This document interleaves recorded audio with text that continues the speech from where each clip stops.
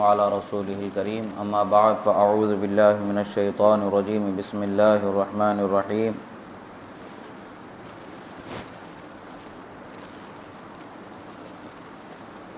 خذ من أموالهم صدقة تطهرهم وتزكيهم بها وصل عليهم إن صلاتك سكن لهم والله سميع عليم صدق الله مولانا العظيم وصدق رسوله النبي الأمين الكريم ونحن على ذلك لمن الشاهدين والشاكرين والحمد لله رب العالمين۔ ایک مرتبہ درود شریف پڑھ لیں۔ اللہم صلی علی سیدنا نبینا مولانا محمد عدد ما فی علم اللہ صلاۃ دائمۃ بدوام ملک اللہ وعلی آلہ واصحابہ اجمعین۔ ایک مرتبہ اور نبی اور آل نبی پر درود شریف پڑھ لیں۔ اللہم صلی علی سیدنا نبینا مولانا محمد عدد ما فی علم اللہ صلاۃ دائمۃ بدوام ملک اللہ وعلی آلہ واصحابہ اجمعین۔ رسول اکرم صلی اللہ تعالی علیہ وسلم کے بہترین سنتوں میں سے جو بہترین رہبری اللہ تعالیٰ نے ہمیں عطا فرمائی ہے وہ رسول اللہ صلی اللہ تعالیٰ علیہ وسلم کے طریقے کو اپنانا اور ان کے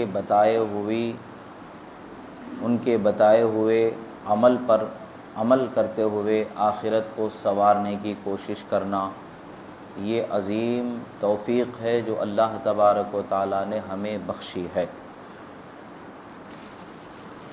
رسول اکرم صلی اللہ تعالیٰ علیہ وسلم کو اللہ نے جو دین عطا فرمایا، جو قرآن عطا فرمایا، وہ قیامت تک کے لیے ہدایت کا واحد ترین راستہ ہے۔ وہی ایک ہدایت کا راستہ ہے کہ جس پر چل کے انسان ہدایت پا سکتا ہے، وہی ایک کامیابی کا راستہ ہے کہ جس پر چل کے انسان کامیابی پا سکتا ہے، وہی ایک اللہ کی رحمت کو پانے کا راستہ ہے کہ جس کو اپنا کر کے بندہ اللہ کی رحمت کو پاتا ہے۔ دین متین شریعت اسلام میں اللہ تبارک و تعالیٰ نے احکام جو ہم پر نافذ فرمائے، جو فرض فرمائے، واجب فرمائے گئے، وہ احکام کے مقاصد بھی اللہ تبارک و تعالیٰ کے رسول صلی اللہ تعالیٰ علیہ وسلم کے زبانی گاہے بگاہے ضرورتاً بقدر کفایت ہمارے لیے بیان ہوتے رہے۔ جیسے اللہ تبارک و تعالیٰ نے قرآن مجید میں ارشاد فرمایا، یا ایھا الذین آمنوا کتب علیکم الصیام کما کتب علی الذین من قبلکم لعلکم تتقون، کہ اے ایمان والو، تم پر بھی اسی طریقے سے روزوں کو فرض کیا گیا ہے جس طرح کہ تم سے پہلے والے لوگوں پر روزوں کو فرض کیا گیا تھا۔ کیوں فرض کیا گیا ہے؟ ایک تو مقصد حقیقی یہ ہے کہ ہم اللہ کی رضا پائیں۔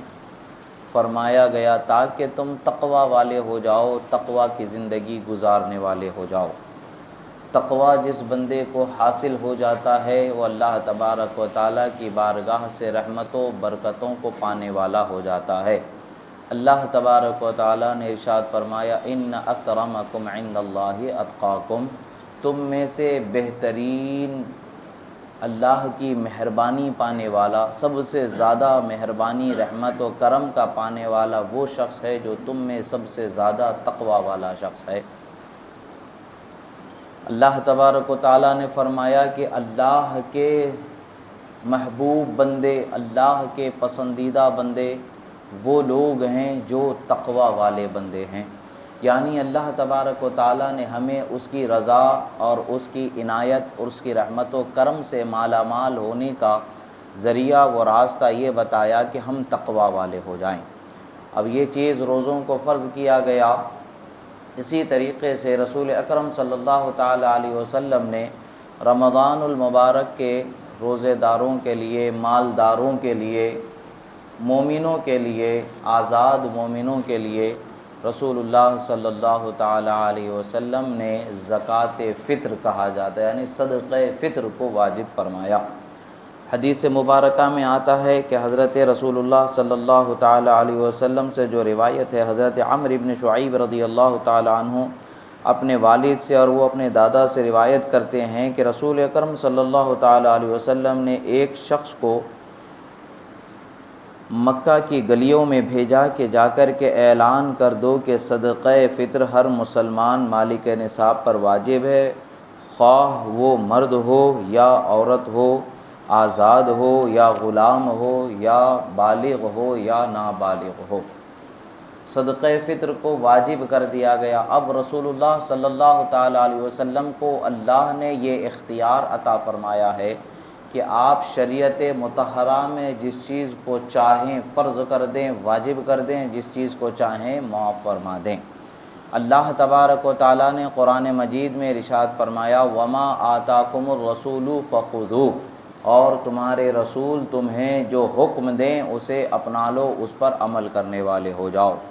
جیسا کہ شریعت مطہرہ کا ضابطہ ہے کہ رمضان المبارکہ میں کسی شخص سے روزے کو توڑنے والا قصداً کوئی فعل سرزد ہو جائے تو روزہ توڑنے پر اسے کفارہ ادا کرنا ہوتا ہے۔ وہ کفارہ ادا کرے بغیر روزے کی قضا بھی کرنا ہوتا ہے اور اس کے ساتھ کفارہ بھی ادا کرنا ہوتا ہے۔ مثلاً ایک روزے کو جان بوجھ کر کے اگر اس نے توڑ دیا ہے تو 60 روزے کفارہ کے طور پر اسے ادا کرنا ہے اور اس ایک روزے کی بھی اسے قضا کرنا ہوتا ہے۔ اسی طریقے سے یہ جو قانون ہے یہ اللہ کے رسول صلی اللہ تعالیٰ علیہ وسلم کی شریعت مطہرہ کا ضابطہ ہے۔ اگر روزہ رکھنے کی طاقت نہیں ہے تو 60 مسکینوں کو کھانا کھلانا ہوتا ہے۔ یہ چیز ہے رسول اللہ صلی اللہ تعالیٰ علیہ وسلم کے زمانے میں ایک صحابی سے ایک غفلت سرزد ہو گئی کہ رمضان کے دنوں میں روزے کی حالت میں ان سے اپنی بیوی سے صحبت ہونا ہو گیا، روزہ ٹوٹ گیا۔ اب وہ اس وقت پر تو ان سے جو غلطی ہونی تھی وہ تو ہو گئی، جو چوک ہونی تھی وہ تو ہو گئی، بعد میں احساس ہوا کہ مجھ سے بہت بڑی غلطی سرزد ہوئی، مجھ سے بہت بڑی کوتاہی ہوئی۔ وہ روتے ہوئے نادم ہو کر کے رسول اللہ صلی اللہ تعالیٰ علیہ وسلم کی خدمت میں حاضر ہوئے۔ رسول اللہ صلی اللہ تعالیٰ علیہ وسلم نے ان سے کہا کہ کفارہ ادا کرو۔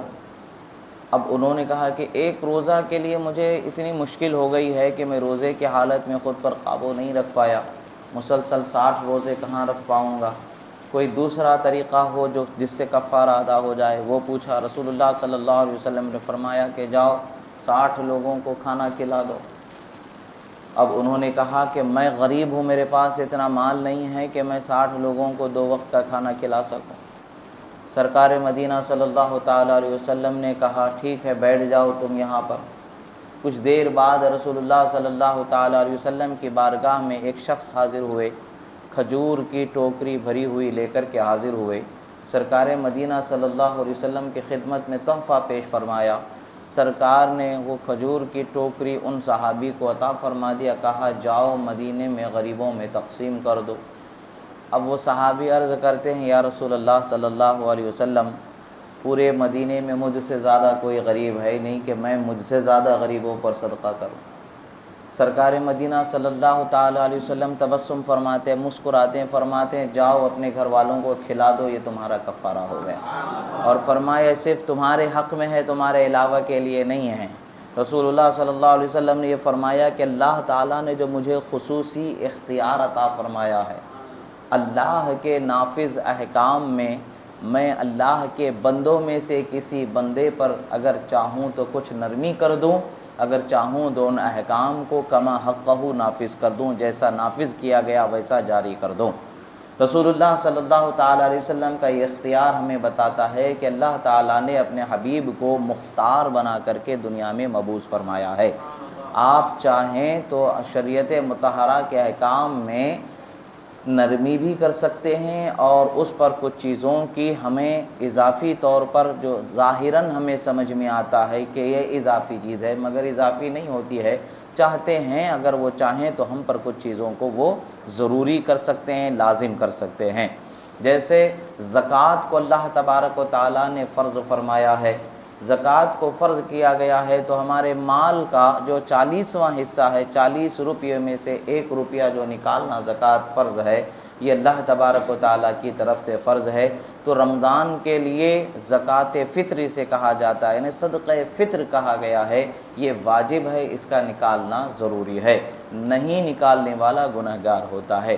اب آخر زکوٰۃ کو فرض کیوں کیا گیا ہے، اس کا بھی مقصد اللہ تبارک و تعالیٰ نے فرمایا خذ من اموالہم صدقۃ تطہرہم، فرمایا کہ اے میرے حبیب آپ مومنوں کے مال سے صدقہ نکالیں، ان میں سے زکوٰۃ کا جو مال ہے وہ نکالیں، تاکہ ان کے مال کو پاکیزہ کیا جا سکے اور ان کے اخلاق و کردار کو پاکیزہ کیا جا سکے اور ان کے مال میں مزید برکتیں عطا کی جا سکیں۔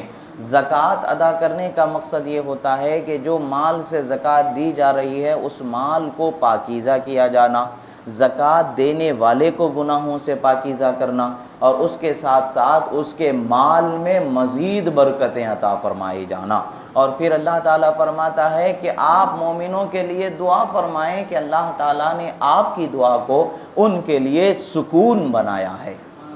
مومنوں کے حق میں نبی کی دعا سکون ہے کہ وہ دعا کر دے ہمارے لیے تو وہ ہمارے لیے سکون ہو جاتا ہے، رحمت اور برکت کا سبب ہو جاتا ہے۔ اللہ تبارک و تعالیٰ نے یہ جو چیزیں ہم پر لازم کی ہیں، اور یا تو براہ راست اس نے خود لازم فرما دیے یا اپنے حبیب صلی اللہ تعالیٰ علیہ وسلم کے زبانی ہم پر چند چیزوں کو لازم فرمایا گیا ہے، تو ان چیزوں کا ادا کرنا ہمارے لیے ضروری ہے۔ ہر مالک نصاب پر زکوٰۃ بھی فرض ہو جاتی ہے پورا سال گزرنے کے بعد اس کے مال پر، اور صدقہ فطر کی بات جہاں تک ہے کہ اس کے لیے مال پر پورا سال گزرنا ضروری نہیں ہوتا ہے۔ عید کے دن بھی وہ اپنی حاجت ضرورت سے زائد مال اتنا پاتا ہے کہ وہ 52.5 تولہ چاندی خریدنے کی طاقت رکھتا ہے یا 7.5 تولہ سونا خریدنے کی طاقت رکھتا ہے، یا ان کی قیمتوں کے برابر مال تجارت رکھتا ہے، اپنی ضرورتوں سے زائد جو اس کی بیوی بچے گھر والوں کی ضرورتوں کو پورا کرنے کے بعد جو اضافی مال بچ جاتا ہے وہ مال اتنا ہونا چاہیے کہ کم سے کم 52.5 تولہ چاندی وہ خرید سکے۔ تو اگر عید کے دن بھی سورج غروب ہونے سے پہلے تک اس کے پاس یہ مال آ جاتا ہے تو اس کے اوپر صدقہ فطر واجب ہو جاتا ہے۔ مگر زکوٰۃ جو ادا کی جاتی ہے اس کے لیے یہ ہے کہ اس مال پر سال پورا گزر جانا ہے، پورا سال اگر گزر جاتا ہے تب اس پر اس مال کے جو ہے ہر 40 روپے میں سے 1 روپیہ اس کو نکالنا ضروری ہو جاتا ہے، یہ زکوٰۃ اس پر فرض ہو جاتی ہے۔ مگر صدقہ فطر کے لیے رسول اللہ صلی اللہ تعالیٰ علیہ وسلم نے جو فرمایا ہے اس کا حکم کیا ہے کہ حضرت ابن عباس رضی اللہ تعالیٰ عنہ نے فرمایا کہ صدقہ فطر کی مقدار 1 سا جو یا کھجور یا آدھا سا گیہوں ہے، جس کو ابو داؤد شریف اور نسائی شریف میں اس حدیث مبارکہ کو روایت فرمایا گیا۔ 1 سا جو یا کھجور یا آدھا سا گیہوں دیا جانا ہوتا ہے۔ اگر جو یا کھجور دے رہے ہیں تو 1 سا دینا ہے، اور اگر گیہوں دے رہے ہیں تو آدھا سا گیہوں دینا ہے۔ آج کے زمانے میں اس سا کے وزن کے اعتبار سے تحقیق کے طور پر دیکھا گیا ہے، جو صحیح ترین احوط ترین تحقیق ہے 2 کلو تقریباً 47 گرام گیہوں ہوتا ہے، جو آدھا سا گیہوں ہوتا ہے، جو ہر ایک آدمی کی طرف سے دیا جانا ضروری ہوتا ہے۔ اب یہاں پر ہمارے نزدیک یعنی احناف کے نزدیک یہ چیز زیادہ بہتر اور اچھی بات ہے، مستحب ہے کہ مال کے بجائے جو چیز دی جا رہی ہے، اناج کے بجائے پیسہ اس کے بدلے میں دیا جائے، کہ یہ غریب کو زیادہ فائدہ پہنچانے والی چیز ہے، غریب کو اس سے زیادہ فائدہ پہنچ سکتا ہے، وہ اپنی وہ ضرورتیں جو اناج کے علاوہ سے وہ اس کو ہیں ان ضرورتوں کو پورا کیا جا سکے۔ رسول اللہ صلی اللہ تعالیٰ علیہ وسلم نے صدقہ فطر کو اس لیے واجب فرمایا، اس لیے ہم پر لازم فرمایا کہ روزے کی حالت میں ہم سے جو بھول چوک ہو جاتی ہے، جو غلطیاں ہو جاتی ہیں، کچھ سخت سست جملے ہماری زبان سے نکل جاتی ہیں، کچھ کڑوے جملے، کچھ گندی باتیں، کچھ بری باتیں ہماری زبان سے گالی گلوچ کے طور پر یا اس طریقے سے جو ناپسندیدہ ہیں خدا و رسول کی بارگاہ میں، ایسے کوئی جملے نکل جاتے ہیں، یا آنکھوں سے ہماری کچھ ایسے غلطیاں ہو جاتی ہیں جو ہمارے لیے غلط ہوتا ہے، جن کا دیکھنا ہمارے لیے باعث گناہ ہوتا ہے یا ناروا ہوتا ہے، تو انسان ہے، انسان سے کبھی کچھ چیزیں ایسی سرزد ہو جاتی ہیں، ان سب کے لیے کفارے کے طور پر، معافی کے طور پر اللہ تبارک و تعالی صدقہ فطر کو قبول فرما لیتا ہے، یعنی صدقہ فطر کے بدلے میں ایسی غلطیوں کو اللہ تعالی معاف فرما دیتا ہے اور اس کے روزوں کو اللہ تبارک و تعالی قبول فرما لیتا ہے۔ جیسا کہ حدیث مبارکہ میں آتا ہے، بندے کے روزے اس وقت تک قبول مقام اجابت سے دور رہتے ہیں جب تک کہ بندہ وہ صدقہ فطر نہ ادا کر لے۔ جب وہ صدقہ فطر ادا کر لیتا ہے تو ان کے روزوں کو مقام اجابت، مقام قبولیت تک سرفرازی عطا فرما دی جاتی ہے، وہ روزوں کو قبول کر لیا جاتا ہے۔ عزیزان محترم، اللہ کے رسول صلی اللہ تعالیٰ علیہ وسلم کی شریعت مطہرہ جو شریعت اسلام ہے، اس میں ہر شخص کا خیال کیا گیا ہے، امیر کا خیال کیا گیا ہے، غریب کا خیال کیا گیا ہے۔ رسول اللہ صلی اللہ تعالیٰ علیہ وسلم نے صدقہ فطر کو اس لیے فرض فرمایا، ہم پر لازم فرمایا ہے، تاکہ غریبوں کو عید کا جو خوشی ملنا ہے، عید کا جو سرور انہیں ملنا ہے، وہ انہیں مل جائے، عید کے دن ان کو دے دیا جائے۔ اب یہاں پر یہ جائز ہے کہ عید کے دن سے پہلے بھی اگر آپ دینا چاہیں تو دے سکتے ہیں، اور عید کے دن نماز سے پہلے دینا آپ کے لیے مستحب ہے، اور نماز کے بعد اگر دے رہے ہیں تو یہ مکروہ ہے، مگر دینا آپ سے ساقط نہیں ہوگا، آپ پر فرض ہی رہے گا، جب تک کہ آپ نہیں دیں گے وہ واجب آپ سے ساقط نہیں ہوگا، ضروری ہی رہے گا، دینا ہی آپ کو ہوگا۔ یہ صدقہ فطر کے احکام میں سے ہیں۔ اب آج حالات ایسے بنتے چلے جا رہے ہیں کہ ہم صدقہ فطر ہو یا زکوٰۃ ہو، کسی کو دے کر کے ہم یہ سمجھتے ہیں کہ ہم نے ان پر احسان کیا ہے، ہم ان پر احسان کر رہے ہیں یہ دے کر کے۔ یہ سوچ اور اس فکر کو اپنے ذہن و فکر میں نہیں لانی چاہیے، بلکہ ہمارے اعمال اللہ تعالیٰ کے بارگاہ میں قبول ہونے کا ذریعہ اللہ تعالیٰ نے اس صدقے کو رکھ دیا ہے، تو وہ صدقہ ہم دے رہے ہیں تو خود ہم اپنے آپ پر احسان کر رہے ہیں، ہم اپنے رب کو اپنے لیے راضی کر رہے ہیں، تاکہ رب ہم سے راضی ہو اور ہم پر مہربانی فرمائے اور ہمارے عمل کو قبول فرمائے، اور ہمیں اس کی نعمت جو اس نے بنائی ہے جنت، اس کا حقدار بنا دے۔ افسوس کی بات ہے کہ دیکھنے میں آیا ہے کہ لوگ زکوٰۃ کے نام پر اور صدقہ خیرات کے نام پر جو کپڑے وغیرہ بناتے ہیں، لوگوں کو تقسیم کرتے ہیں، اس میں اگر کوئی غریب اگر کوئی جلد بازی کر دیتا ہے، کوئی عجلت کر دیتا ہے، یا ہاتھ پھیلا کر کے کچھ اور مزید وہ طلب کر لیتا ہے، تب اس کو جھڑک دیا جاتا ہے، ڈانٹ دیا جاتا ہے، کبھی کبھار تو گالی گلوچ کر کے انہیں زود و کوب کر کے دور کر دیا جاتا ہے، انہیں حقارت کی جاتی ہے۔ یہ اللہ اور اس کے رسول کو ناپسند عملوں میں سے عمل ہیں۔ یاد رکھیں، اگر کسی غریب کو بھی آپ صدقہ دے رہے ہیں تو عزت سے دینا چاہیے، اس کو حقیر جان کر کے نہ دیں، اس لیے کہ آج مال آپ کے پاس ہے، آج مال صدقہ کرنے کی طاقت اللہ نے آپ کو بخشی ہے۔ یہ دور بعید نہیں ہے، یہ دن دور نہیں ہے کہ اگر اللہ نے چاہا تو کل آپ مانگنے والے ہو جائیں، جس کو آپ نے دیا ہے وہ آپ کو دینے والا ہو جائے، ایسا وقت ضرور آ سکتا ہے۔ اللہ تعالیٰ نے فرمایا ہے وَتُعِزُّ مَن تَشَاءُ وَتُذِلُّ مَن تَشَاءُ بِيَدِكَ الْخَيْرُ، یعنی اللہ تعالیٰ ہی کے دست قدرت میں عزت و ذلت ہے، جسے چاہے ذلت دے دے، جسے چاہے عزت دے دے۔ آج اللہ نے ہمیں مال دے کر کے آسائش دی ہے تو اس کو مغروری کی صورت نہیں بنانی چاہیے، مغرور نہیں ہو جانا چاہیے کہ ہمارے پاس مال ہے۔ غریب ہمارے پاس ہاتھ پھیلا کر کے آیا ہے، غریب آیا ہے تاکہ ہمارے عمل اللہ کے بارگاہ میں قبول ہو جائیں، غریب آیا ہے تاکہ وہ صدقے کا حقدار آیا ہے، تاکہ اس تک کہ اس کا حق پہنچ جائے اور ہم اللہ کی بارگاہ میں غریب کا حق ادا کر کر کے پہنچنے والے ہو جائیں۔ غریبوں کا جو حق ہے وہ حق دیا جا رہا ہے، ہم اپنے مال میں سے بغیر حق کے انہیں دے رہے نہیں، وہ حق ہے ان کا۔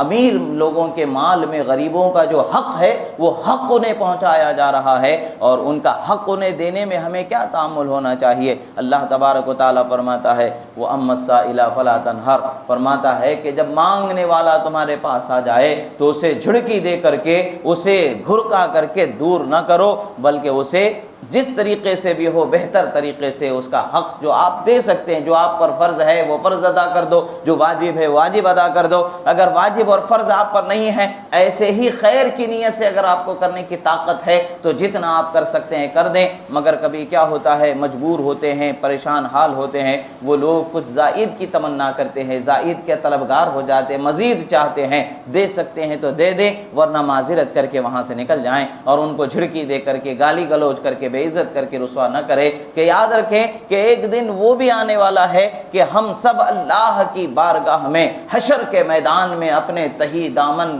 جھولیوں کو پھیلائے ہوئے کھڑے ہوں گے کہ مولا رحم فرما دے، کرم فرما دے، بخش دے مولا، ہم پر احسان فرما دے۔ وہ وقت بھی ہمارے سامنے آنے والا ہے۔ اس وقت پر جب ہم اللہ تعالیٰ کے سامنے حاضر ہوں گے اور رب ہم سے سوال کر لے گا، جب میں نے تمہیں دنیا میں کسی کی ضرورت و حاجت کو پورا کرنے کی طاقت بخشی تھی تو تم اپنی طاقت ہونے کے باوجود ان کے ساتھ اچھا سلوک کیوں نہیں کر پائے؟ جب تم نے ان کو دیا تو یہ برا سلوک کیوں کیا؟ نہیں دیا تو کیوں نہیں فرض تم نے ادا نہیں کیا؟ جب یہ سوال ہوگا تو ہم کیا جواب دیں گے؟ ہم اس دن کو یاد رکھیں گے۔ اور آج بھی ہم میں سے کوئی شخص ایسا بے نیاز نہیں ہے کہ وہ خدا کی بارگاہ سے مانگنے سے، طلب کرنے سے بے نیاز کر دیا گیا ہے۔ ہم میں کے ہر شخص کو اللہ تعالیٰ نے اس کا محتاج ہی رکھا ہے۔ بغیر مانگے ہماری زندگی نہیں ہوتی ہے، بغیر اس کی بارگاہ میں دامن پھیلائے ہماری زندگی نہیں ہوتی ہے۔ اولاد ہے تو مانگے بغیر نہیں ملنے والی ہے۔ سب کچھ اللہ تعالیٰ نے بخشا ہے تو مانگنے والوں کو بخشا ہے۔ مانگنا ہمارا یہ حق اللہ نے دیا ہے، تم مانگو میں تمہیں پورا کرنے والا ہوں۔ ادعونی استجب لکم، اللہ نے فرمایا مجھ سے مانگو میں تمہیں عطا کرنے والا ہوں۔ اللہ تعالیٰ کی بارگاہ میں ہمیں اللہ نے مانگنے والا بنایا ہے۔ اگر اللہ تعالیٰ کی دی ہوئی نعمتوں میں سے کوئی اللہ کا مجبور بندہ ہم سے کچھ سوال کر لیتا ہے، اگر ہمارے پاس ہماری ضرورت سے زائد مال ہے، ہماری حاجت سے زائد مال ہے اور ہم دینے کی طاقت رکھتے ہیں تو ضرور دینا چاہیے تاکہ اللہ تعالیٰ کی ہم بھی رحمت کے حقدار ہو جائیں۔ اور قیامت کے دن جو اللہ تبارک و تعالیٰ کی بارگاہ سے ہمیں سرخ روئی ملنا ہے وہ سرخ روئی عطا ہو جائے اور رحمت کے حقدار ہو جائیں۔ صدقہ و خیرات انسان کی بلاؤں کو ٹالنے والا ہوتا ہے، انسان کے مال میں برکتوں کو بڑھانے والا ہوتا ہے۔ احادیث مبارکہ کا مفہوم ہے کہ جس بندے سے زکوٰۃ کے جس کے مال سے زکوٰۃ نہیں ادا کی جاتی ہے اس کا مال محفوظ نہیں ہوتا ہے، وہ چوری بھی ہو سکتا ہے، لٹ بھی سکتا ہے، ضائع بھی ہو سکتا ہے، پورے کا پورا مال اس سے چھین لیا جا سکتا ہے۔ کسی نہ کسی ایسے معاملے میں وقت آئے گا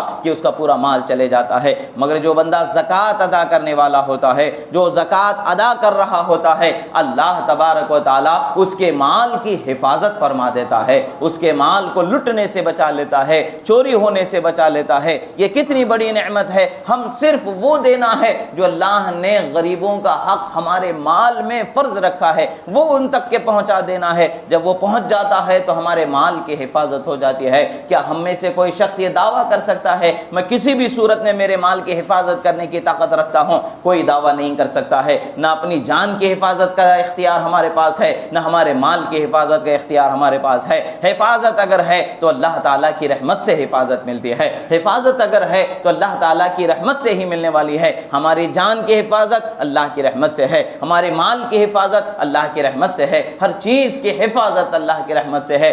مان لیں بظاہر چوری نہ ہو جائے، بظاہر مال نہ لٹ جائے، مگر کوئی ایسی بیماری آ جائے کہ کل کا کل مال اس کے اندر چلا جائے، کیا فائدے کا یہ مال ہے، کیا فائدے کا وہ بدن ہے؟ انسان پریشان و حیران رہ کر کے زندگی گزار دیتا ہے۔ پریشانیوں سے بچنے کا سبب ہے کہ اللہ کی راہ میں صدقہ و خیرات کرنے کی عادت بنانی چاہیے۔ اگر آپ کے پاس مال ہے تب بھی ادا کریں، اگر مال نہیں ہے تب بھی عادت بنائے رکھیں تاکہ اللہ تبارک و تعالی صدقہ دینے والے کے مال میں برکت عطا فرماتا ہے۔ زکوٰۃ کا مطلب ہی یہ ہوتا ہے کہ پاکیزہ کرنا اور زیادہ کرنا، بڑھانا ہوتا ہے۔ جب اللہ تبارک و تعالیٰ کی طرف سے یہ چیز ہم پر لازم کی گئی ہے، فرض کی گئی ہے، مال میں سال پورا ہونے پر مالی کے نصاب پر جب وہ صدقہ دیتا ہے تو اس کے مال کو بڑھایا جاتا ہے اور اس کے مال کی حفاظت کی جاتی ہے اور اسے پاکیزہ کیا جاتا ہے اور اللہ تبارک و تعالیٰ کے فضل کا اسے حقدار بنا دیا جاتا ہے۔ عزیزان محترم، رمضان ہم پر سایہ فگن ہے۔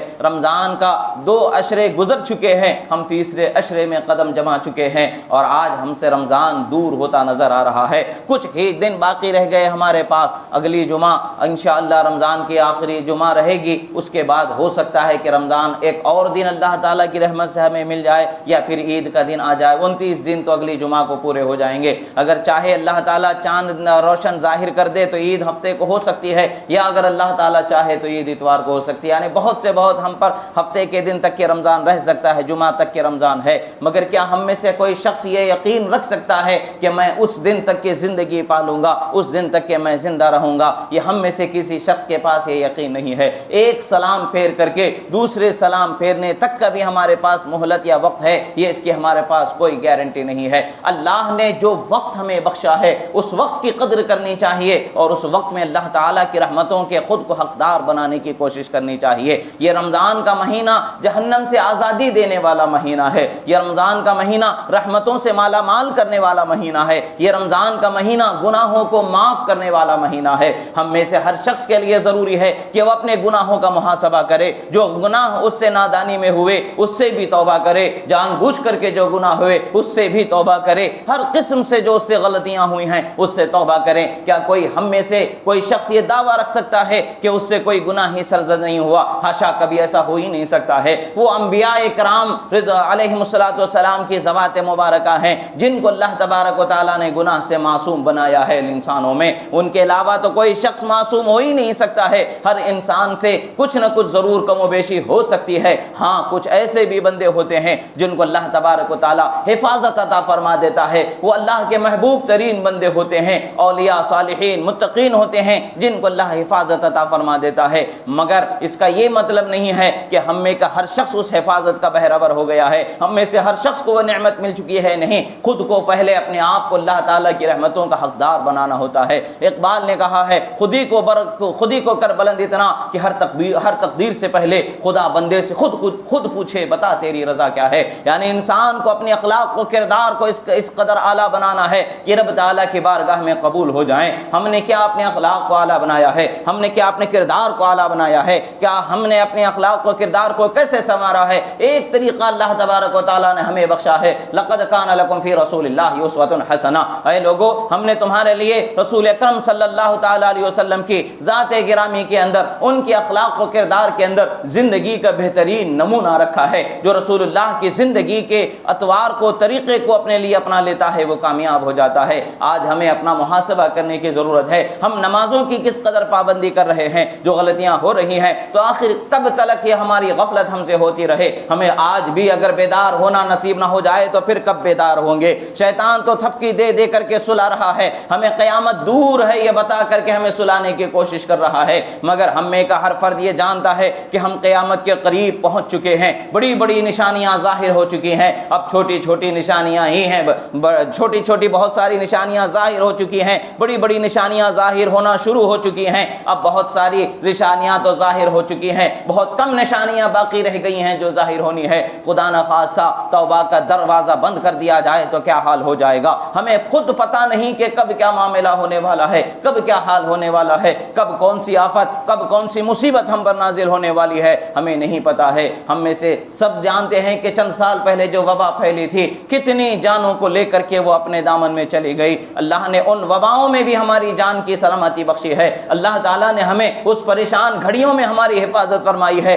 ہماری زندگیوں کو بخشا ہے۔ تو اس کا کیا یہی حق ہے کہ ہم خدا کی نافرمانی کرتے رہیں؟ ہمارا کیا یہی حق ہے کہ ہم خدا کے نافرمان بندے ہو کر کے، عیش کرتے ہوئے، بے فکر ہو کر کے، گناہوں پر قدم رکھتے ہوئے زندگی گزارے؟ خدا کی قسم یہ ہمارا حق نہیں ہے، بلکہ ہمارا حق تو یہ ہے کہ خدا نے ہمیں زندگی بخشی ہے تو اس کی اطاعت و فرما برداری کرتے ہوئے زندگی گزاریں۔ نمازوں کی غفلت ہو رہی ہے، اس سے اپنے آپ کو بیدار کریں، جاگیں کہ ہمیں آخر کب تک کہ اس قدر غفلت میں زندگی گزارنی ہے۔ شیطان تو یہی چاہتا ہے، وہ تنہا جہنم میں جلنا نہیں چاہتا ہے، وہ تمام لوگوں کو جہنم میں جلانا چاہتا ہے، بالخصوص جو مومن بندے ہیں، بالخصوص جو ایمان والے بندے ہیں، وہ ان کا ایمان برباد کرنا چاہتا ہے، ان کے اخلاق برباد کرنا چاہتا ہے، ان کے کردار برباد کرنا چاہتا ہے تاکہ وہ خدا کے غضب کے حقدار ہو جائیں۔ مگر رب تعالیٰ کی رحمت کا کیا عظیم تحفہ ہمیں اللہ نے عطا فرمایا ہے، رمضان عطا فرمایا ہے، شیطان کو قید کر دیا گیا ہے، رمضان عطا فرمایا ہے، رحمتوں کے دروازوں کو کھول دیا گیا ہے،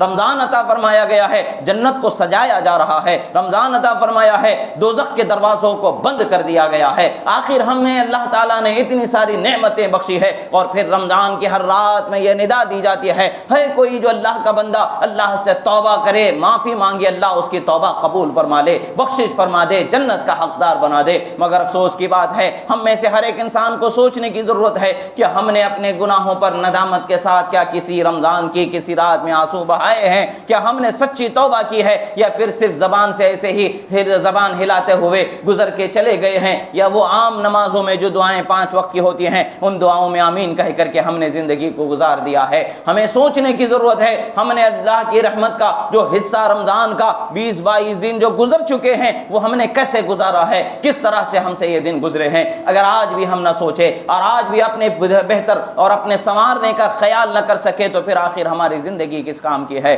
عزیزان محترم، انسان کو چاہیے کہ وہ اللہ کے رحمت کا حقدار اپنے آپ کو بنائے۔ شراب پینے والے کس قدر ایسے ہیں جو شراب چھوڑ نہیں پائے، افسوس کی بات ہے۔ یاد رکھیں اللہ کے رسول صلی اللہ علیہ وسلم نے فرمایا ہے جب بندہ شراب پیتا ہے یا چوری کرتا ہے یا زنا کرتا ہے تو اس کا ایمان اس سے نکل کر کے معلق ہوا میں رہ جاتا ہے، اس کے دل سے نکل کر کے اس کے سر پر ٹھہرا رہتا ہے۔ اگر خدا نخواستہ اسی وقت پر موت آ جائے تو کیا حال ہوگا؟ کیا کبھی ہم نے یہ سوچا ہے کہ بے ایمانی کی حالت کی موت کا کیا حال ہوگا؟ خدا کی رحمت سے دوری کی موت کا کیا حال ہوگا؟ اللہ اکبر، اللہ کی پناہ۔ جب مومن، وہ بندہ جس پر اللہ تعالیٰ کی رحمت ہوتی ہے، جب اس کی روح کو لے جانا ہوتا ہے 70,000 رحمت کے فرشتے آتے ہیں روح کو لے جانے کے لیے، اور وہی اللہ کا جب نافرمان بندہ ہوتا ہے تو 70,000 عذاب کے فرشتے آتے ہیں روح لے جانے کے لیے۔ تو اللہ تبارک و تعالیٰ کی مہربانی ہے کہ اللہ تعالیٰ نے ہمیں رحمت کے فرشتوں کا سہارا عطا فرمایا ہے۔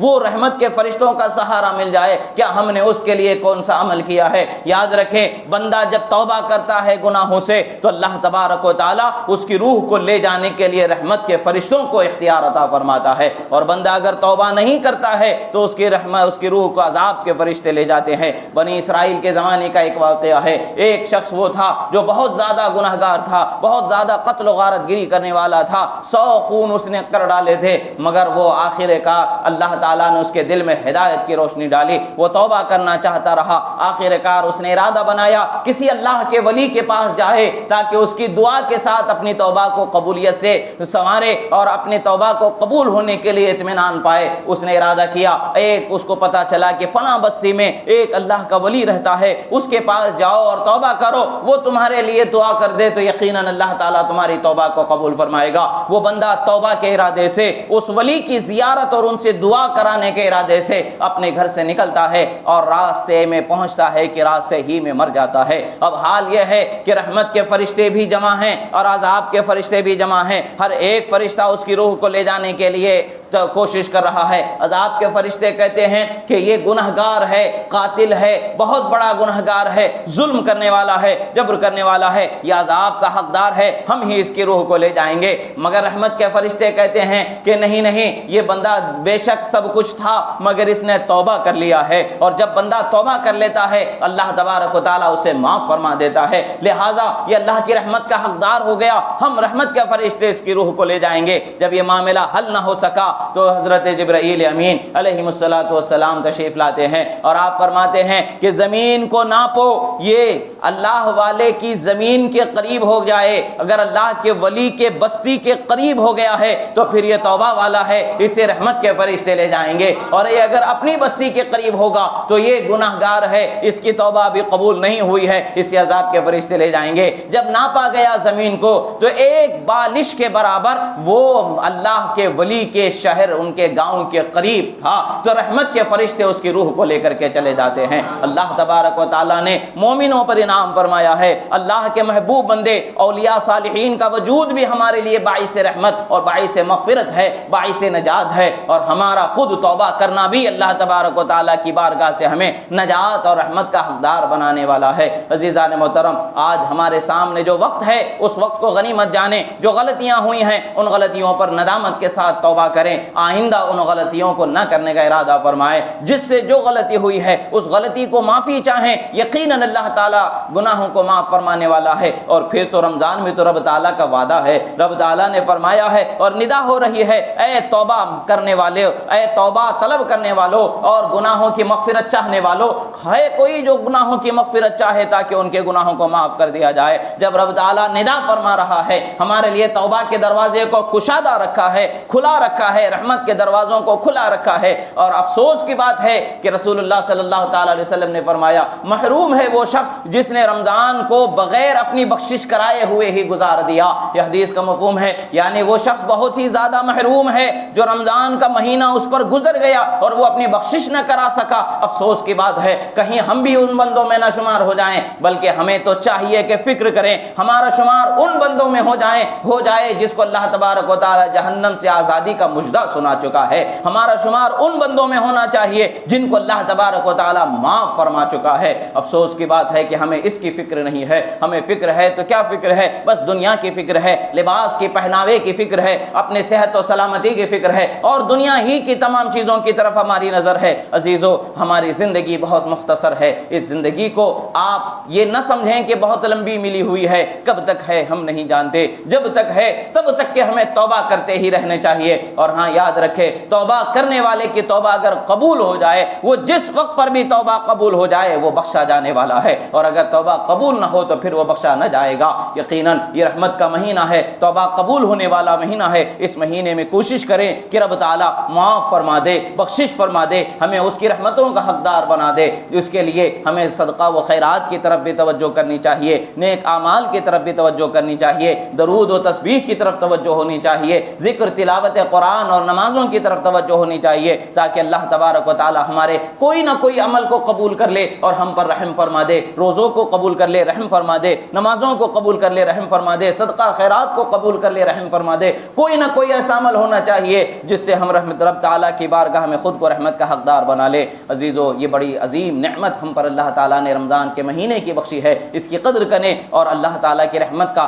خود کو حقدار بنانے کی کوشش کریں. یقیناً اللہ تعالیٰ کی رحمت اس کے طلبگار بندے، اس کی رحمت کے محتاج بندوں پر ضرور ہونے والی ہے. رحمت خداوندی ہم پر ضرور سایہ فگن ہے. ہمیں بس طلب کی ضرورت ہے، دل کی سچی اصلاح کی ضرورت ہے، سچی طلب، سچی نیت، سچی تڑپ کے ساتھ ہمیں مانگنے کی ضرورت ہے. جیسے ہی مانگیں گے رحمت خداوندی کے حقدار بنا دیے جائیں گے. اللہ تبارک و تعالیٰ سے دعا ہے جو کہا گیا سنا گیا، اس کہنے میں سننے میں جو غلطی ہوئی اللہ تعالیٰ اسے معاف فرمائے. پروردگار ہم گنہگار ہیں، خطا کار ہیں، مولا ہمیں معاف فرما. پروردگار تیرے حبیب کریم صلی اللہ تعالیٰ علیہ وسلم کی سنتوں پر عمل کرنے کی توفیق عطا فرما. مولا ہم نے ٹوٹے پھوٹے انداز سے جس طرح سے بھی روزے رکھے، مولا ان روزوں کو قبول فرما. مولا ہم نے نمازیں ادا فرمائی ہیں، مولا ان نمازوں کو قبول فرما. مولا ہم میں سے بہت سے ہیں کہ جن سے غفلت سے نمازیں قضا ہو گئی ہیں، مولا ان کی اس قضا کرنے والی عادت کو دور فرما اور قضا ہوئی نمازوں کو ہمیں ادا کرنے کی توفیق عطا فرما اور ہمیں اس گناہ کی معافی عطا فرما. آگے ہماری زندگی میں ہے رمضان کا روزہ دار ہمیں بنا، پنج وقتہ نمازی ہمیں بنا، اطاعت گزار فرما بردار ہمیں بنا. شراب، نشہ، چوری، حرام بازی، ہر قسم کے گناہ سے ہماری حفاظت فرما. اقول قولی ھذا استغفر اللہ لی ولکم ولسائر المؤمنین وما علینا الا البلاغ المبین برحمتک یا ارحم الراحمین.